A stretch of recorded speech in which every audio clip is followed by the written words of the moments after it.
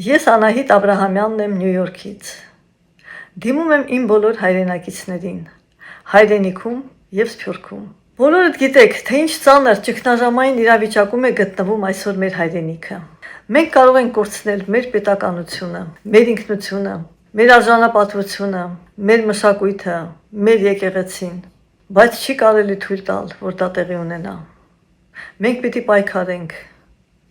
մենք պիտի միավորվենք, մենք պիտի դիմակայենք այս աղետին։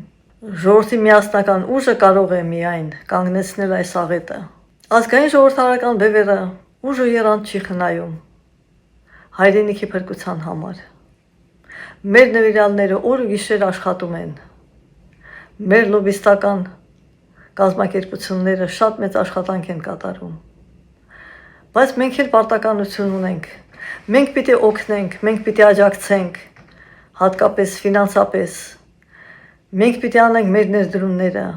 Ազգային ժողովրդարական բևեռը կազմակերպել է արդեն ավանդական դարձած թելեթոն դրամահավաք Սուրբ Ծննդյան օրերին։ Հունվարի 5-ին Լոս Անջելեսի ժամանակով